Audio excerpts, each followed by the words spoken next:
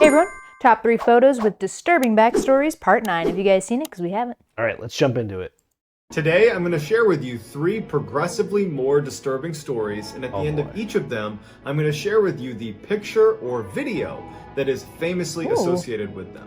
But before I get into today's stories, if you're a fan of the strange, dark, and mysterious delivered in story format, then you've come to the right channel, because that's all I do, and I upload 3, 4, even 5 times every week. So if that's of interest to you, please offer the like button a flimsy plastic outdoor chair, and then once they sit down, kick one of the legs out from under them. So please subscribe to this channel and turn on all notifications so you don't miss any of my weekly uploads. All right, let's get into today's stories. That's pretty messed up. That's actually happened to me before. Really? Yeah, except nobody kicked it. It just broke. It just broke. Oh no! Oh no!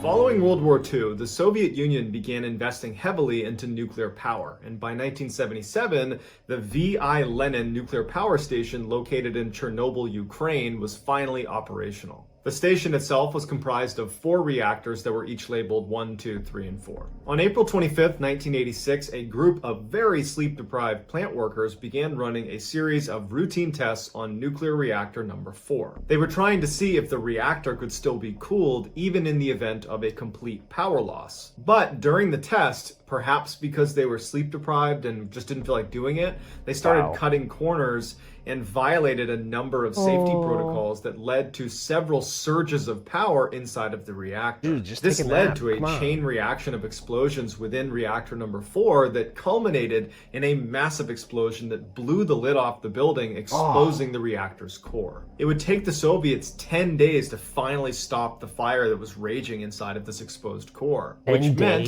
for those 10 days, radiation on an unprecedented level was spewed into the environment by this fire. But even after the fire was controlled, you have all this radioactive material that needs to be properly disposed of.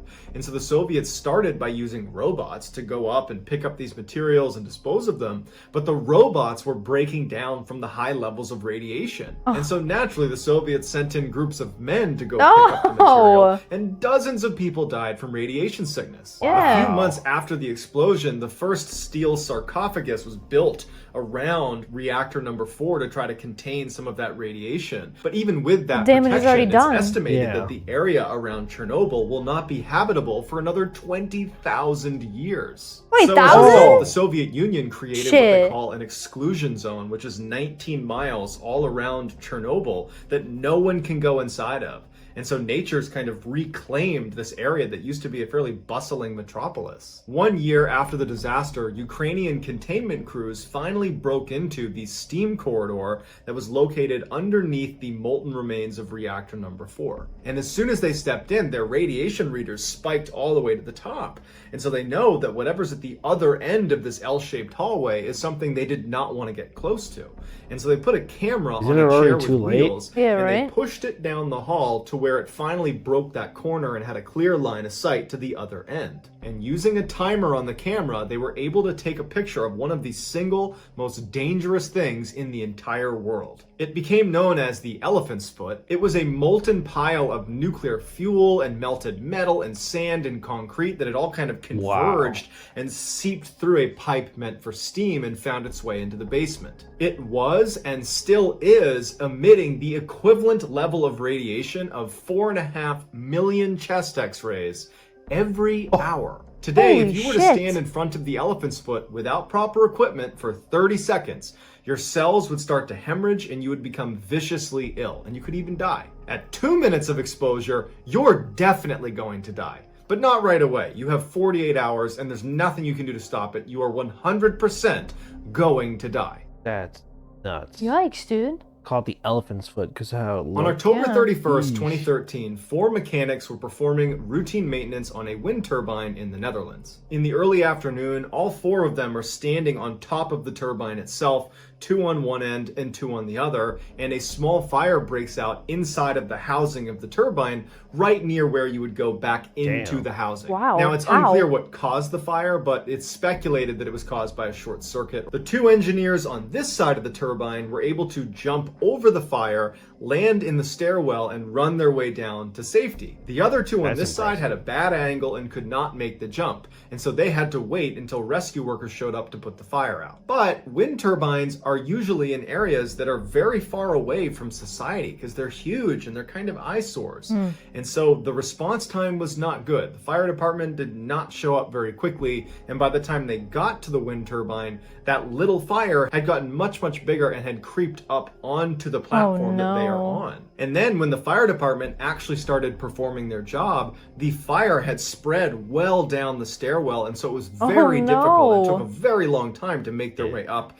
using the stairs. And the crane on the truck itself did not extend high enough to reach them either. The two trapped mechanics are watching this in real time. They're looking down and they can see the fire department is not going to be able to reach us in time because the fire is now spreading and getting bigger and bigger, and they're being pushed to the very edge of this wind turbine with an 80-meter fall to the ground. As the fire inched closer and closer and closer to them, the men must have realized that they have to make a decision here. They can either sit here and wait and hope for some miracle that perhaps a helicopter shows up and scoops them up, or some other mechanism of rescue is able to occur, or they try to make a run for it through the flames on the top of the turbine into the stairwell and just hope that the fire in the stairwell is not as severe and that maybe they can run through it and make it out the other side. Or the final option is to jump off the side and hope you survive the fall. And so as the fire continued to grow and get closer and closer to them, the men embrace one last time, and then one of them makes a run for it through the flames into the stairwell. His charred body would be found right at the landing of the stairs. He did not make it very far. He really had no hope. The last remaining mechanic is standing there wondering what he should do. He's probably looking down in hopes that he's going to see his friend who just ran in there emerge at the bottom on the ground, safe. But he doesn't.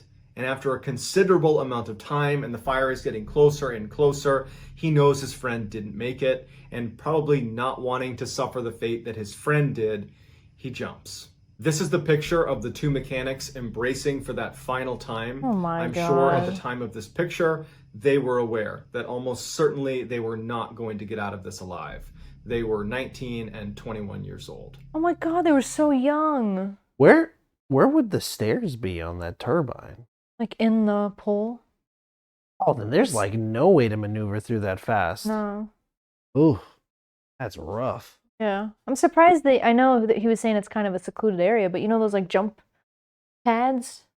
Like stunt people use? Like so they could set that up. Yeah. I mean, I don't even know at that height that a jump pad is gonna like be able to brace you. It'd be worth shot, I feel like. And then there's a lot of logistics. Yeah.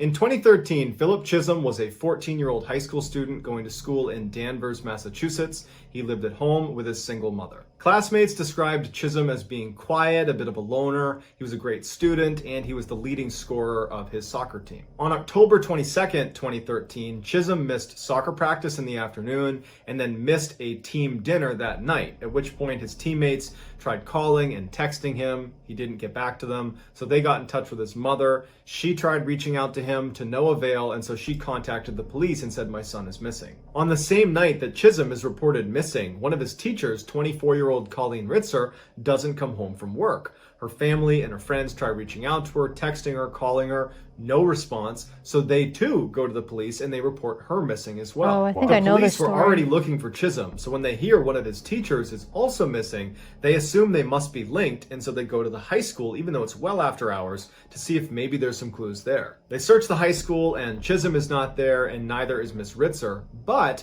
when they're looking in the girls' restroom that was right next to Miss Ritzer's classroom, they find a small splash of blood. Even though at the time they had no way of knowing if this blood was connected to Chisholm or Miss Ritzer, they decided they would pull all the security footage for the past 24 hours that was looking in the direction of this bathroom. And they make a startling discovery starting at the 2:54 p.m. mark on October 22nd, the day they went missing. This is Miss Ritzer walking down the hall towards the bathroom that had blood in it. This is Chisholm following Miss Ritzer into the hall. He's looking hesitant. He doesn't really know what he's going to do. He's thinking about following her. And at some point he says, "You know what? I am going to do this." He goes back into the classroom. reemerges with his hood on, and walks down the hall towards the bathroom where Miss Ritzer is. This is Chisholm entering the girls' bathroom with surgical gloves on. 11 minutes later, Chisholm would leave the bathroom. Miss Ritzer would still be inside. Chisholm would leave school property, he would run outside, he would get a big recycling bin, and then he would wheel that back into the school, and then he would go back into the bathroom with the recycling bin. At 3:21 p.m., 26 minutes after Chisholm had first entered the girls' bathroom after Miss Ritzer, he re-emerges, now wearing a full face mask. He doesn't have a sweatshirt on anymore, and he's pulling along this recycling bin that looks noticeably heavier than when he brought it in. And that's because Miss Ritzer's body is now stuffed inside of it. Police were able to locate Miss Ritzer's body using the surveillance cameras on the outside of the school. They just watched what he did with the recycling bin, and he didn't bring it very far away from the school. Police were able to quickly track Chisholm down and arrest him because as soon as he was done attacking Miss Ritzer, he used her credit card to go to a movie theater in town and watched a movie. So he's on security cameras watching the movie, and the police were tracking her credit cards because they noticed they were stolen, and they saw that he had swiped the card at this movie theater. So he gets arrested and he's given a life sentence. Here's the footage of Chisholm leaving the girls' bathroom with Miss Ritzer's body inside of that recycling bin. His motives remain unclear, but he claims she used what he called a trigger word that really upset him. Wow. Well, So that's going to do it, guys. I hope you enjoyed today's stories. Let me know. That's disturbing, dude. Also, it's like 3:20. I remember being in high school at 3:20. The hallways were bustling. Right? People were studying or hanging out. Everybody just left that day. Unless it was a section of the school. Like, you know, like there's some parts of the school that aren't as, like, bustling. Yeah. Like, I remember the art department was not very bustling with students, so No, very, very quiet down those hallways. That's true, yeah. So, I don't know, but Jesus. yikes. And the Chernobyl one, we had found out about Chernobyl kind of recently. We were looking into it and watching a documentary. Yeah, we saw a documentary on it. That was, like, so much more, like, with the town that was right next to it and a lot of people's perspectives during that whole situation. And the whole PR, like the way that they didn't tell anybody what was really going on. The PR and how the news was spinning the story to make it seem like it wasn't as bad as it was. Yeah. Yeah, no, that was... And, like, actually the craziest part about that documentary was when, like, they were sending the soldiers to go up and shovel all the material off. Yeah. And, like, how they all... Like, the perspective was all these young guys going in all excited and stuff. Wearing, like, cloth masks. Yeah. Dish gloves, like, so unprepared. And they were like, you shovel one piece, throw it out, then you get out of there. Yeah. And the next... But, like, it didn't even matter. Not at all, no. That was such a nutty documentary. It's awful. Yeah. Well, on that note, thanks so much for watching. If you like what you saw, please subscribe. If you have any suggestions, leave them in the comments, and we'll see you in the next one. Yeah, see ya. Bye.